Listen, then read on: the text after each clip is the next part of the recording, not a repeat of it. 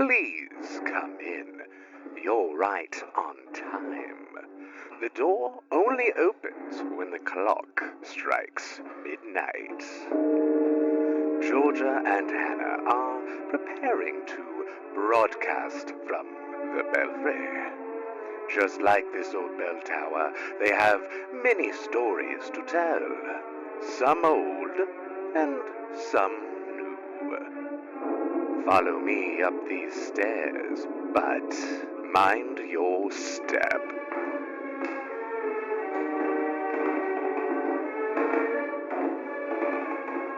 Ah, they're waiting All right, for Georgia, are you. you ready to learn? Are you ready to learn so hard right now? I had a wedgie, but I'm good. That's fine. So yeah, okay. So yeah. So you just heard me talking about the the Chicago City Cemetery under Uh-huh. Lincoln Park, sorry. Uh-huh. I'm I'm I'm hungry. The Triangle Factory, Oh, hell yeah. owned by Max Blank and Isaac Harris, was located in the top 3 floors of the Ash Building, ASCH, It's on the ironic. corner of Green Street and Washington Place in Manhattan, New York. New York City. New York City. It was a true sweatshop, employing young immigrant women who worked in a cramped space along lines and lines of sewing machines, huge sewing machines. Nearly all the workers were teenage girls who did not speak English and worked 14 hours a day, Monday through Friday, 8 hours a day, even on the weekends. Gross. I realized that that was a bit of a juxtaposition, Monday through Friday and also on the weekends. Um, oh no, I can't even read my own notes. It's 14 hours a day, Monday through Friday, and 8 hours a day on the weekend. Oh, also gross. Okay. I'm a dumbass. Okay.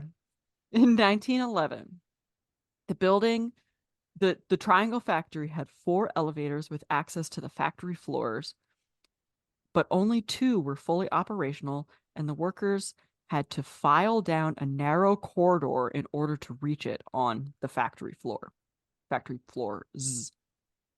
There were 2 stairways down to the street, but one was locked from the outside to prevent stealing, and the other only opened inward. The fire escape was so narrow that it would have taken hours for all of the workers to use it, even in the best of circumstances. The danger of fire in factories like the Triangle Shirtwaist was well known, but high levels of corruption in both the garment industry and in New York City government generally ensured that no useful precautions were taken to prevent fires. Blank and Yay. Harris already had a suspicious history of factory fires, perhaps setting their own. Oh. The Triangle Factory was twice burned in 1902, while their Diamond Waste Company factory burned twice in 1907 and 1910. This was a pretty common thing with garment companies because they wanted to collect the insurance money after everything was gone. I remember reading about some sort of speculation about Blanken Harris, where like when an article of clothing went out of style and no one was buying and they had all this surplus, it was literally just easier to burn it down and collect the And insurance money. collect the insurance. That's so Yeah. shady.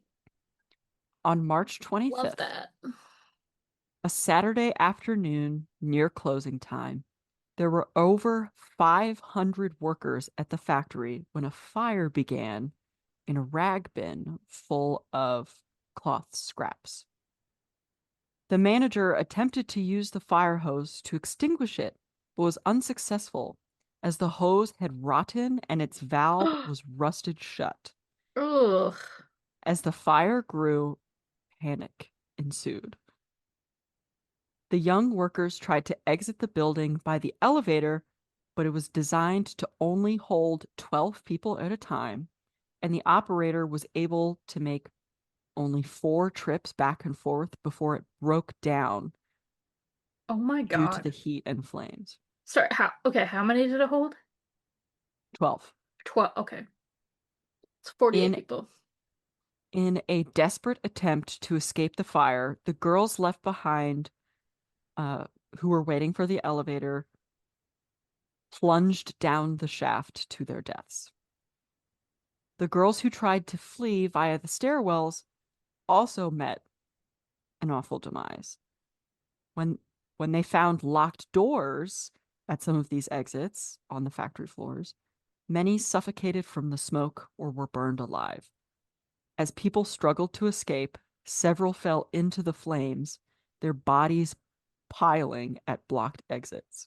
Uh, Young women became trapped by tables, bulky equipment, and those doors that locked or opened the wrong way, while the flames completely enveloped the 8th, 9th, and 10th floors.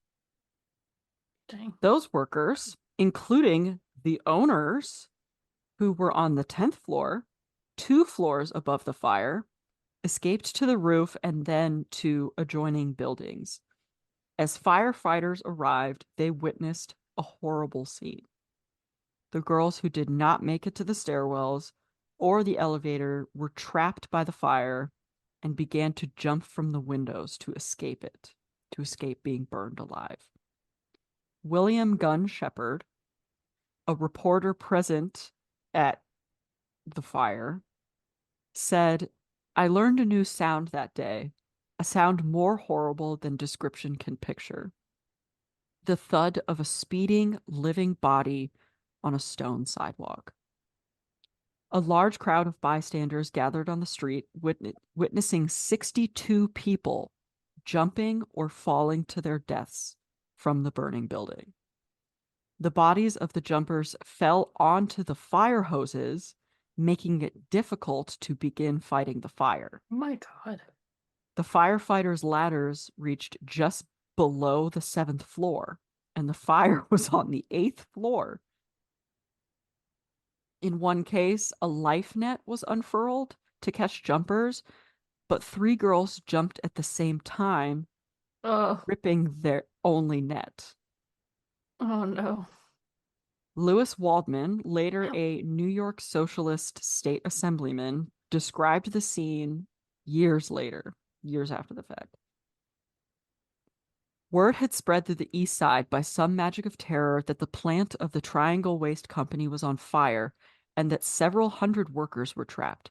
Horrified and helpless, the crowds, I among them, looked up at the burning building, saw girl after girl appear at the reddened windows, pause for a terrified moment, and then leap to the pavement below, to land as mangled, bloody pulp. This went on for what seemed a ghastly eternity. Occasionally, a girl who had hesitated too long was licked by pursuing flames and, screaming, with clothing and hair ablaze, plunged like a living torch to the street. Life nets held by the firemen were torn by the impact of the falling bodies. The emotions of the crowd were indescribable.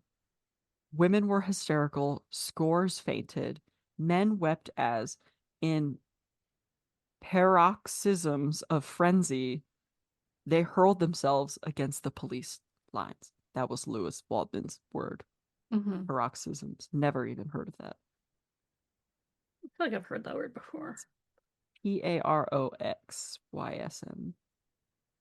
A sudden attack or violent expression of a particular emotion or activity. Yeah, they threw themselves against police lines to try and help the girls, but Yeah. It sounds a lot like 9/11. within 18 minutes, it was over. 18 minutes. Damn.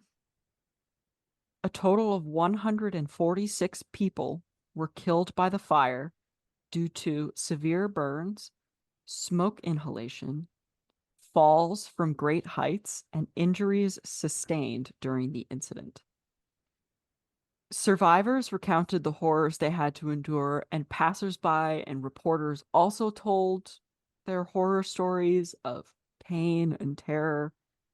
The images of death were seared deeply in their minds' eyes. So, a lot of people have read about the Triangle Shirtwaist Factory Fire, like in school textbooks. Georgia never learned about this. I sure didn't. I think, I only legit learned about this on the anniversary of it this year. yeah, yeah.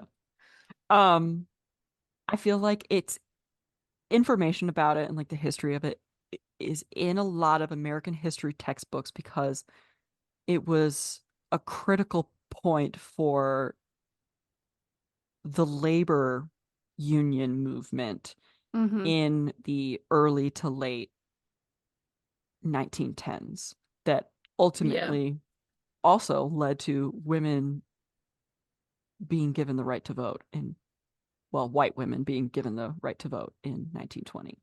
Yeah.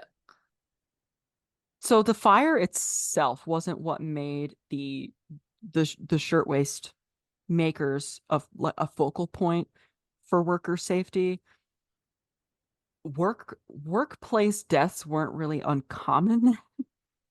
It was estimated that more than 100 workers died every day on the job around 1911, Damn.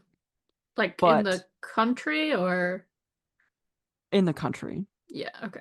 Yeah.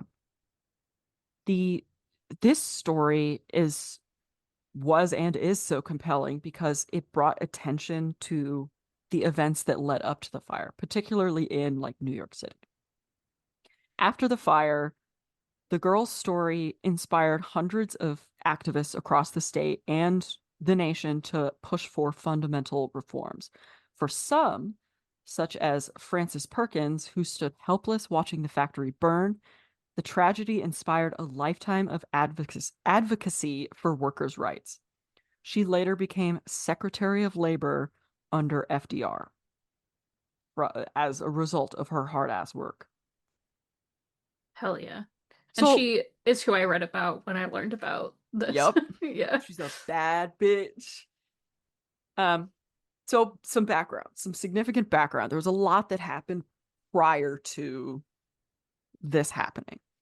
I'll tell you a little bit about like what life was like excuse me, at the factories, and then sort of the labor union movement leading What up is to on it. your arm?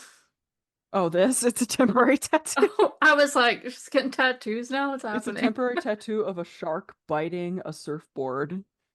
And out of the shark's mouth, I don't know if you can see it, there's a dude hanging loose. That's really funny. It's really funny. I thought it was cute. Um, okay. That really distracted me. It's okay. I was wondering if you would notice, honestly, because it's so small. Also, Mhm. uh, I could just have like some schmutz there yeah, for all that's you what I was know. like. Is that something, or Like, you is just that got food? shit Is on she your just arm? eating weird? She also has since turned around, but when you were talking a minute and like moving your hands, Squid, she's curled up in my lap now, and she was just Oh, when I was like talking like, with my hands. yeah, That's cute. she's so cute. Okay. Okay, continue. So the shirtwaist makers were as young as age 14 and primarily were recent Italian and European Jewish immigrants.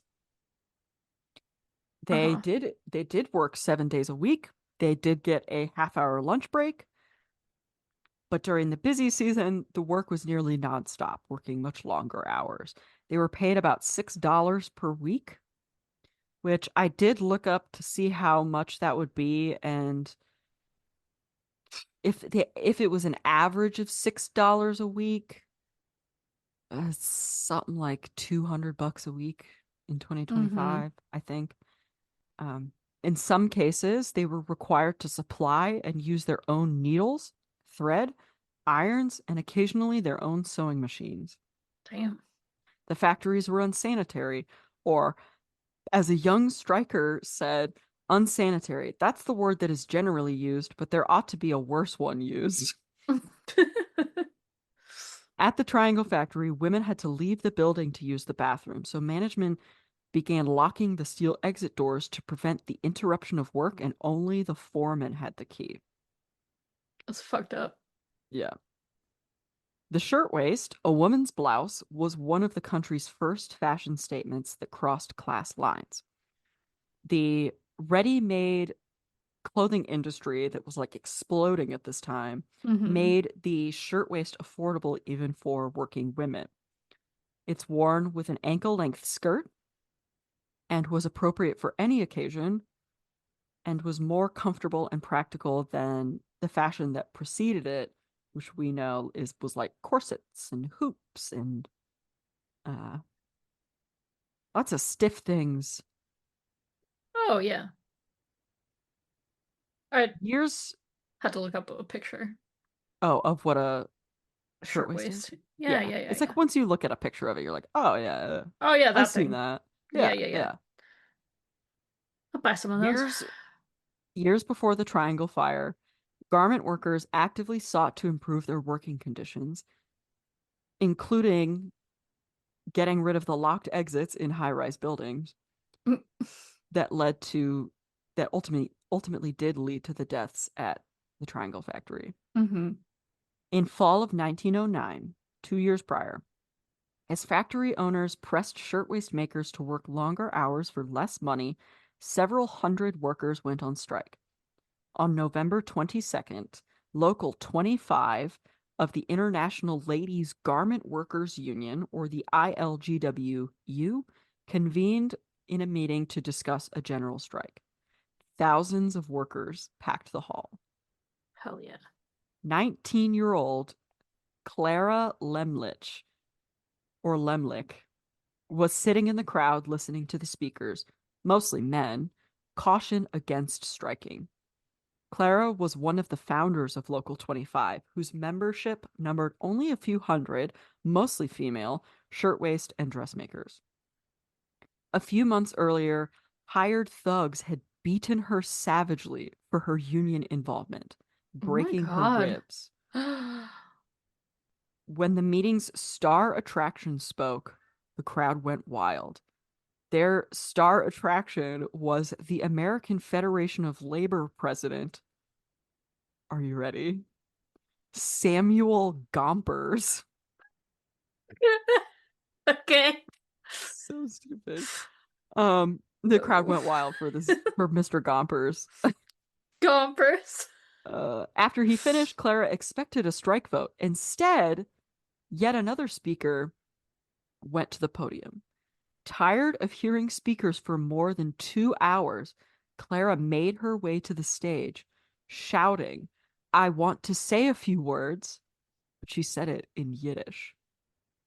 Once she got to the podium, she continued, "I have no further patience for talk, as I am one of those who feels and suffers from the things pictured here. I move that we go on a general strike, now." The audience rose to their feet and cheered, and then they voted.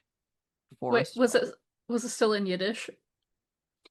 I don't know. It didn't Okay. say the article about this. The next morning, throughout New York's garment district, more than 15,000 shirtwaist makers walked out of their jobs. They demanded a 20% pay raise, a 52-hour work week, and extra pay for overtime. The local union, along with the Women's Trade Union League, held meetings in English and Yiddish at dozens of halls to discuss plans for picketing. When picketing began the following day, more than 20,000 workers from 500 factories had walked out. More than 70 of the smaller factories agreed to the union's demands within the first 48 hours. Hell yeah. Meanwhile, the fiercely anti-union owners of the Triangle Factory met with owners of the 20 largest factories to form a manufacturing association. Many of the strike leaders worked there, and the Triangle owners wanted to make sure other factory owners were committed to doing whatever it took from using physical force by hiring thugs to beat up strikers to political pressure, which got the police on their side. Mm. Soon after, police officers began arresting strikers, and judges fined them and sentenced some to labor camps. One judge, while sentencing a picketer for a, quote, incitement, unquote, explained, "You Uh-huh. are striking against God and nature, whose law is that man shall earn his bread by the sweat of his brow. You are on strike against God." Okay. LOL. Get the fuck out of here. For real. Ugh. The struggle and the spirit and the tenacity of the women strikers caught the attention of well-known suffragists. Wealthy progressive women like Anne Morgan, the daughter of J.P. Morgan, and Alva Belmont, whose first husband, William Vanderbilt, presented her with a home so Mhm. lavish it was worth $150 million Damn. in today's dollars. Mhm. They believed that all women, rich and poor, would be treated better if women had the right to vote. Alva saw the labor uprising as an opportunity to move the women strikers' concerns into a broader feminist struggle. She arranged huge rallies, fundraising events, and even spent nights in court, paying the fines for arrested strikers. Aw. The coalition of the wealthy suffragists and shirtwaist strikers, that word is starting to like feel not real to me. Shirtwaist. Shirtwaist, because I've read it and written it and said it. Ah. The coalition quickly gained momentum and some pretty favorable publicity with everyday folks. With the 15,000 shirtwaist makers in New York going on strike, that inspired 15,000 shirtwaist makers in Philadelphia to go on strike. Hell yeah. And even replacement workers at the Triangle Factory joined the strike, shutting it down. Hell yeah. A month into the strike, most of the small and mid-sized factories settled with the strikers, who then returned to work. The large factories, which were the holdouts, knew they had lost the war of public opinion and were finally ready to negotiate. They agreed to higher pay and shorter hours, but refused to even discuss what's known as a closed shop, where factories would hire only union members and treat union and non-union workers equally in like the hiring process and also pay. Mm-hmm. At a series of mass meetings, thousands of strikers voted unanimously to reject the factory owner's proposal. They insisted on a closed shop provision in which all employees at a worksite were members of a union. For these young women workers, the strike had become more than taking a stand for a pay raise and reduced work hours. They wanted to create a real union with real power through solidarity. While a closed shop became standard practice in the later decades, at the time, their insistence seemed really radical. Radical. Radical. The issue unraveled the alliance between the So union rad. and the wealthy progressive women. But by then, only a few thousand workers were still on strike from like the largest companies, including Triangle. Mm-hmm. In February 1910, the strike finally was settled.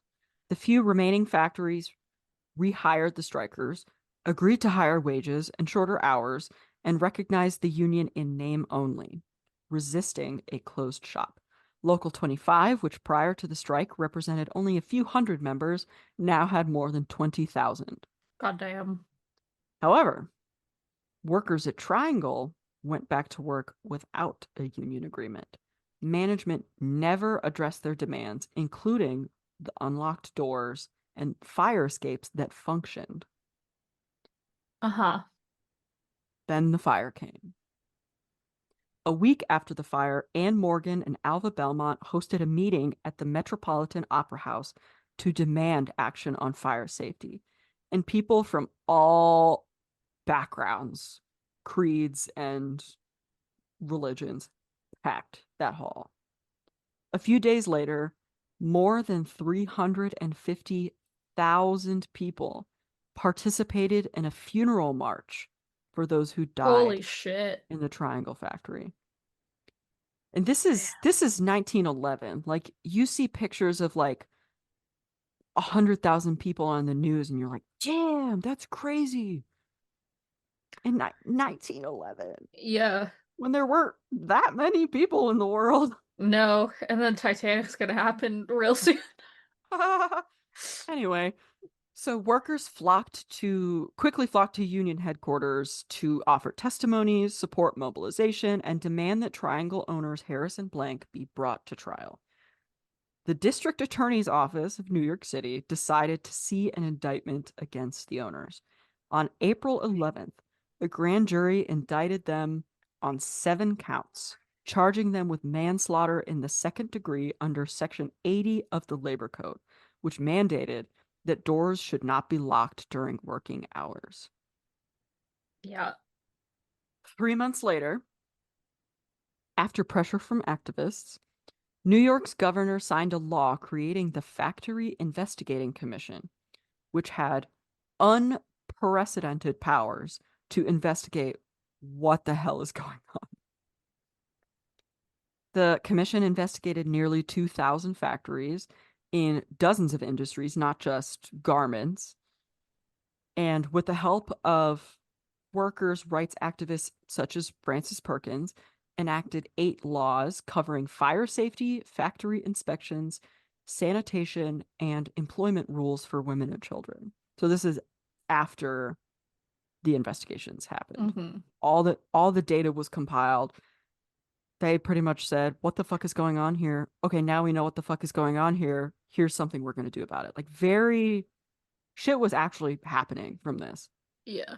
I just looked up out of curiosity, context-wise, how many people went to see the Queen when she was lying in state, Mm-hmm. and that was only 250,000 people.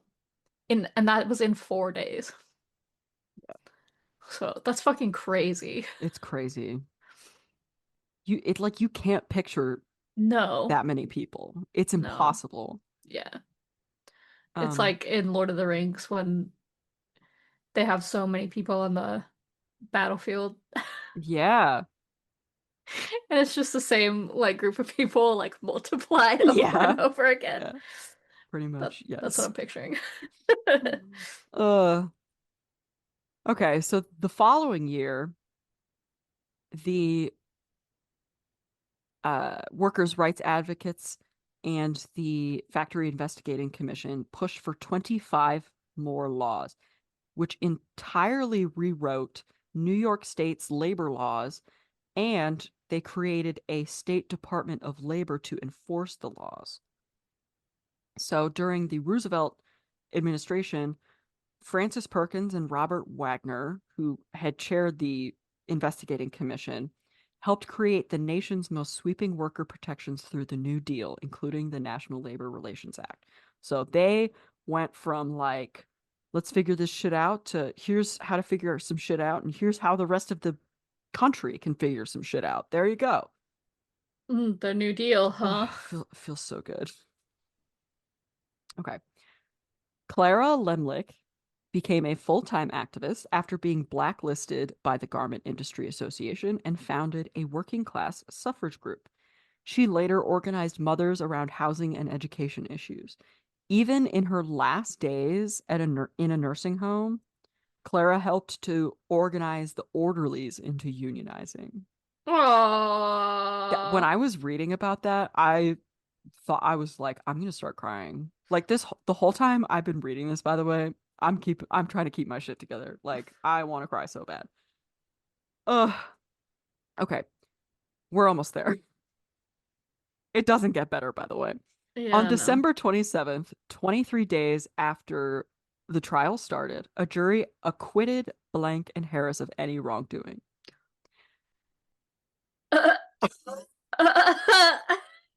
The task of the jurors had been to my determine whether the owners knew that the doors were locked at the time of the fire. Well, of course they did. Of course.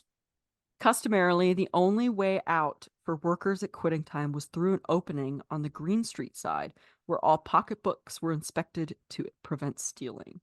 Worker after worker testified to their inability to open the doors to their only viable escape route, the stairs to the Washington Place exit, because the Green Street side stairs were completely engulfed by fire.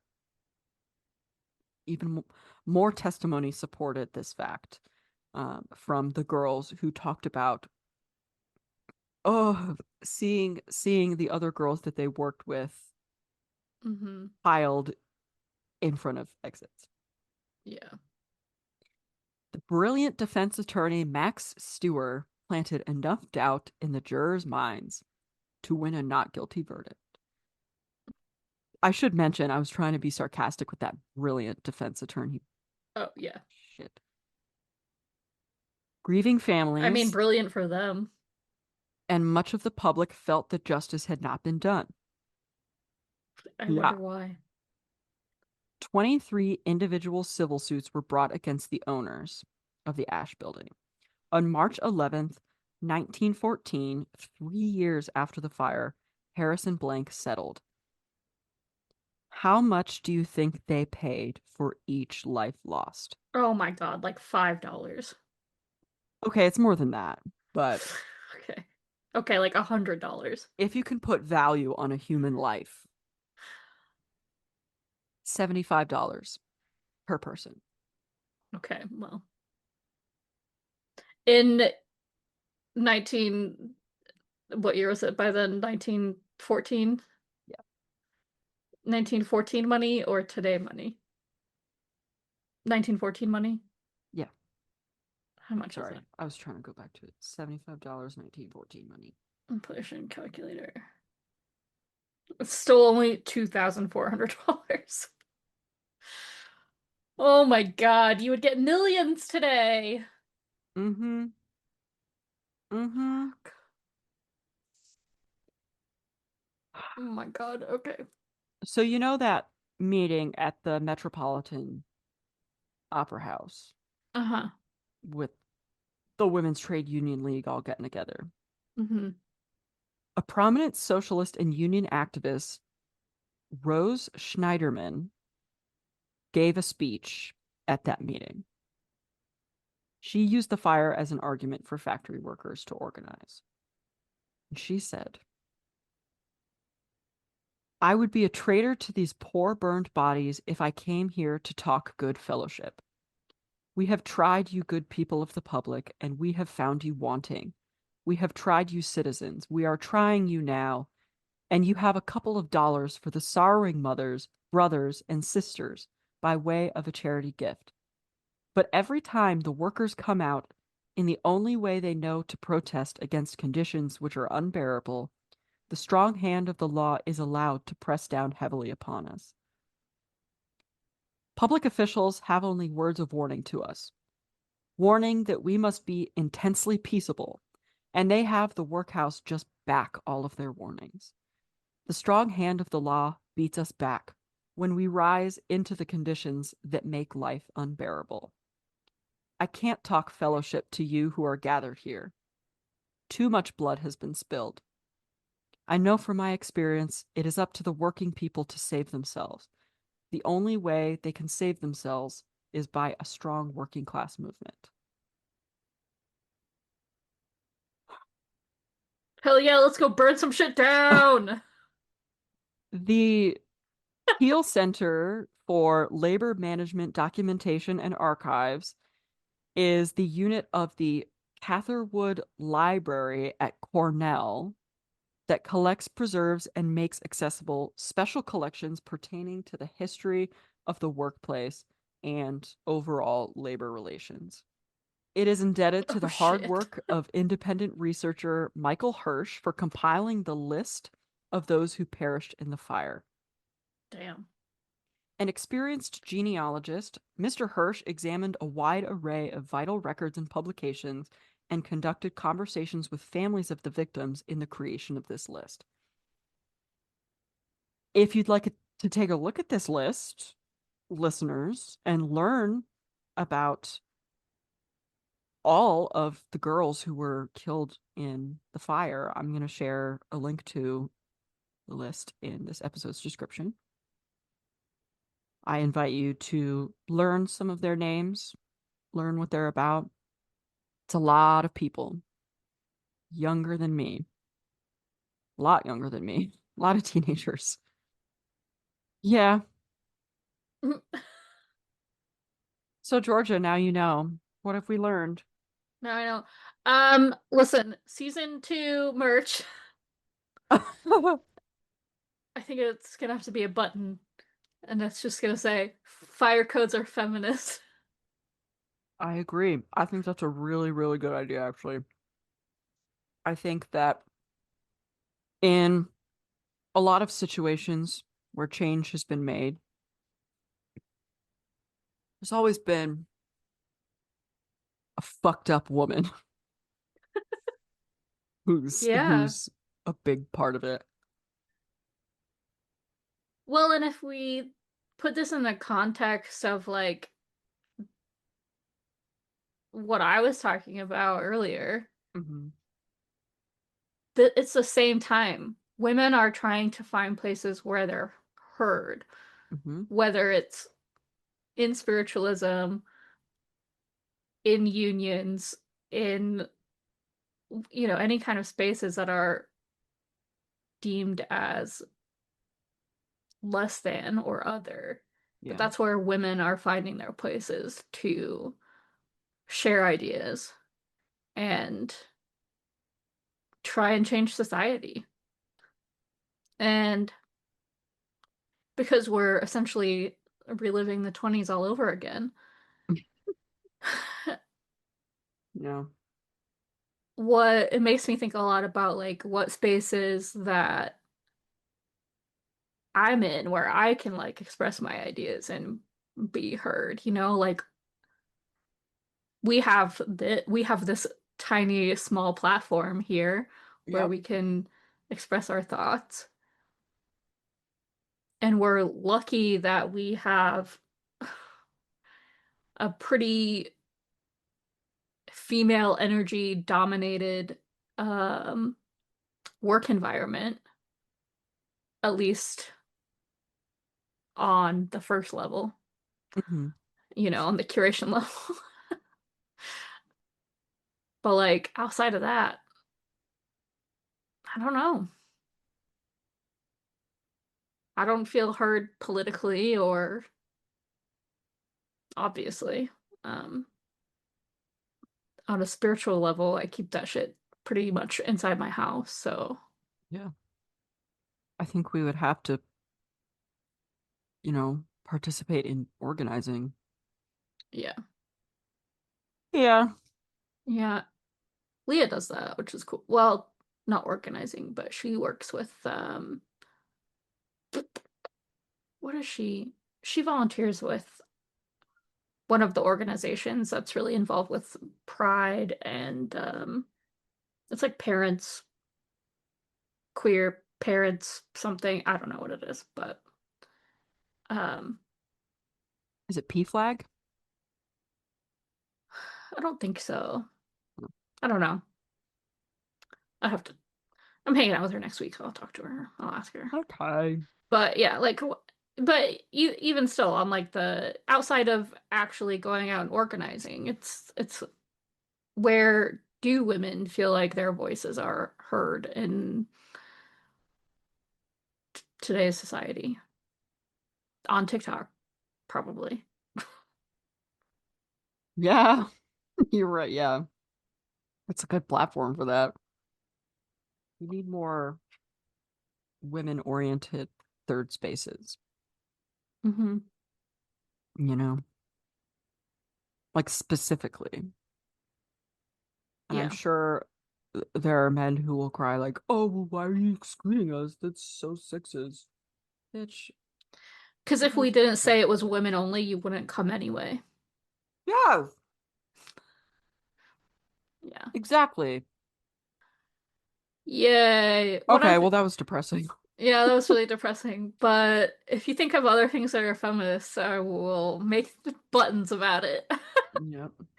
but I'll start with fire codes, which I don't know. I kind of like I have a happy vibe with that, with all the work that I've been doing, like on the emergency planning side of things. So that kind of makes me happy in a side tangent way. You can, be grateful for the spirits of those women those girls really, who died in the fire, Yep. for giving us mandatory smoke alarms and sprinkler or fire extinguishers, fire escapes, Fire escapes. Probably something to emergency do planning in general. with how like restrictions on how narrow doorways and hallways can be. Yep. Like the planning side of like architectural planning side of things. Doors not being able to lock from the inside. Yeah. Or you know what I mean. Yeah. Yep. Girl, the food is on the camera. It's not in real life. I don't know what you're smelling. All right. That was a good talk, Georgia.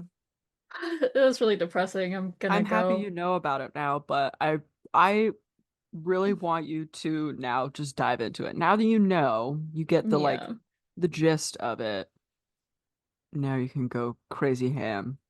I'm gonna make some bracelets about it. Yeah. Which you I'm still never actually told me what you thought of them. Oh, I thought they were very cute. Okay. I was gonna make some more like the mermaid ones that say like werewolf or fairy Yeah. or vampire or whatever. I like that. Um, and the Hex Girl is obviously a Scooby-Doo Mhm. reference. Obviously. Yeah.